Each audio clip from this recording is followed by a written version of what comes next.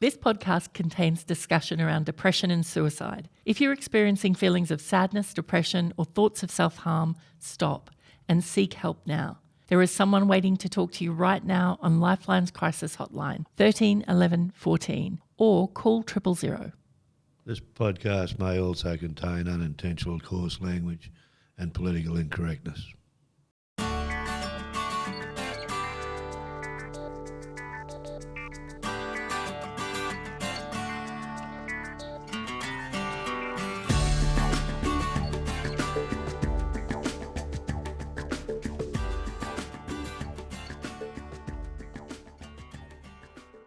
Welcome. It is episode 8 of You Wouldn't Be Dead for Quids. It's the Augathella Fella podcast. Now, this is a no BS discussion, we hope, on what life throws at you and how you can deal with it. I'm Ruth Geis. I'm here with the Augathella Fella himself, Graham Cotter. Also, as I like to call him, the Schitt's Creek tour guide. Graham, how are you going? Wouldn't be dead for Quids, Ruth. How is life as a Schitt's Creek tour guide? Well, actually, I've been up most of the tributaries, so I know Schitt's Creek pretty well, actually. I spent a big chunk of my life up Schitt's Creek. I launched that Schitt's Creek and I launched that canoe a number of times, and more often than not, I didn't have a paddle. No. But it has taught you a little bit, though, along the way, hasn't it? But it is good to know, honestly. So part of you being a Schitt's Creek tour guide, one of the ways that you can help people is the rapid transformational therapy. And today we were going to talk about trusting your intuition. What I know to be true for me is I can say that I've let something go, or something's happened to me and I've let it go. But then you have something like rapid transformational therapy and you realise you've been holding on to it for 30 years. Yeah, it's pretty amazing, Ruth, and you know, sort of go back to trusting our intuition and our instincts are a big part of how we evolved to the process of mindfulness also is that heightened awareness and that how you feel and those sorts of things. So we really do need to listen to our bodies more and more. And what's happened over the years is that there's too much noise and all the rest of it, and we lose that connection, unfortunately. And things happen in our lives and that sort of knock us off balance as well. So, the rapid transformational therapy and the mindfulness sort of go hand in hand in relation to that, because, it's that heightened awareness of how we feel and why we feel and about being the person that we really want to be. And talking about the tension that you hold in your body, you've got a couple of stories about that with rapid transformational therapy. You've got one, I believe. Yeah. Yeah, Ruth, this is actually an amazingly true story, and it's about a lady who was, when she was only tiny, she was adopted by some in the foster care system, and the carers were far from being satisfactory. They were probably they shouldn't have had children, but anyway, but that's another story. But what happened was that little tiny girl, to protect herself, and this is one of the rules of the mind is to keep us safe and away from harm. And these people were physically violent to this little girl, and it was pretty amazing in that as only a tiny little girl, she developed some incredibly rare bone disorder where if she was, depending on how she was physically handled, her bones would break. And she actually first run across Amy. I didn't meet her personally, but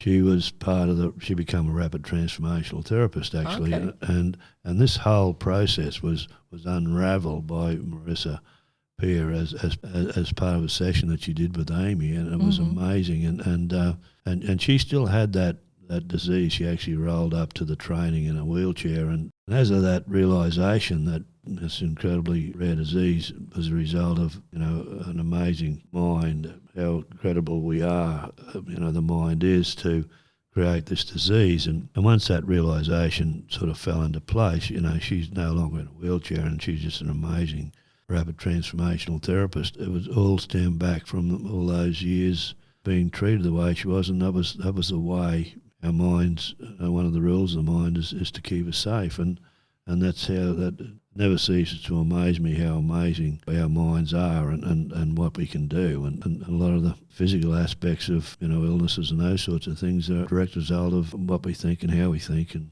lots of times the programming that have in place, majority of that comes from in the first 7 years of our life. So just on a personal note, you have cared for foster children as well. You've been a foster parent. Yeah, that's right, Ruth. And I can actually share a story with you about how amazing our bodies are. I always recall a number of foster kids over the years, and when we moved out to the Reed River there, all we could get was ABC and what have you. But the kids absolutely thrived out there in the openness and the bush, and they had guinea pigs and goodness knows what else. And so they were always very busy. But one particular instance was, after we'd had an evening meal, we'd sit outside and, the stars and what have you out there with all the no artificial light around. The Milky Way and the stars were amazing. And we'd sit out there and sing Twinkle, Twinkle, Little Star and tell nursery rhymes and just generally, interact with these little ones. And this particular occasion, there was this little girl, Tammy, I think her name was, she was sitting on my lap and sung Twinkle, Twinkle, Little Star to death and whatever. She was about 4 years old.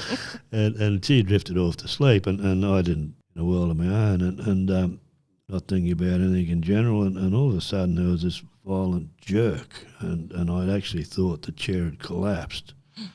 And I looked down to see, and I actually sort of threw my arms out to just, sort of brace ourselves. And I looked down at this tiny little 4-year-old frail little girl, and all of a sudden, it was amazing, Ruth. I just felt this. Well, first of all, I noticed a change in the breathing. It was very peaceful, and the amazing thing was this tiny little body sort of melded into me, and it was incredible, and I feel amazingly privileged, and I sort of still gets to me a little bit even now. That so much tension was stored in that tiny little body, Ruth. It was the jerk was violent, it was to the point where, as I said, I thought the chair had collapsed, and then to feel this tiny little body for probably the first time in her life actually felt safe. Wow. It happened another time, another occasion. It just demonstrates how much all that tension and that energy is stored within us, and it's so important to be able to let that go. Because we know what happens when you carry it through life. One of the things that we have as part of the rapid transformational therapy is the emotions that can't be shed in tears will cause other organs to weep. And my situation, 2 lots of cancer, and both of those, I know for a fact that was bowel cancer in particular was due to stress, and probably a lot of it was linked to that fear of failure as well. Sort of always constantly that in the back of your mind. It's pretty amazing. So, the message, I guess, has to be then shut up and listen for at least once a day, being able to shut the rest of the world out, turn your mobile off or put it in a different room or whatever you need to do with it, but actually shut up and listen to your body. So more of you talk about the gut brain and the heart brain. Yeah, no, that's exactly right. And that's part of that meditation that I do is to turn those on. And we'll turn the 3 brains on actually. So your head brain and then your gut and heart brain and listen to all 3. They're all turned on and you're tuned in. Well, I guess almost not on a daily but on a regular basis I see something and part of me sort of get this warning and I ignore it and then something happens. I go, I should have listened.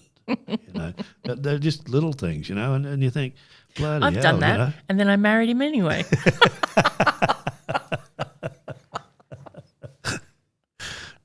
Not the current marriage, by the way. Yeah, we certainly need to listen to our bodies, and it's amazing. And actually, there was an incredible. I was reading something about this actual test. It was all scientifically based and all the rest of it, but it was to do with listening to your head brain and your gut, and somehow or other they rigged this up so that you push one button, your gut said this and your head said that, and it was amazing. It was the gut, or your intuition. The intuition was right 100%. 100%. Wow. You know, the head brain, I think it lobbed in around about 75. Yeah, if you're listening to your gut instead of listening to whatever you've got going on in your head, whatever doubts you might let creep in. Yeah. That is important, just to be able to listen to just that first feeling of yes or no, definitely not. I guess listening to our gut a lot more than we do and trusting the intuition. That's exactly right, Ruth, and we've lost that ability to do that, and and sadly is the fact that we're not teaching our children. We've let our kids, grandkids and the rest of it, sort of they're not aware of that because of the technology today doesn't make provision for that. Do you think that we protect our children more to the point of to their detriment? Do we protect them so much? We want them to have a wonderful life. We want them to have a pain-free life. And in that wish, we're actually preventing them from learning lessons that they need to know, preventing them from starting to trust their intuition. I think the sad part about it is, what you say there is 100% on the money.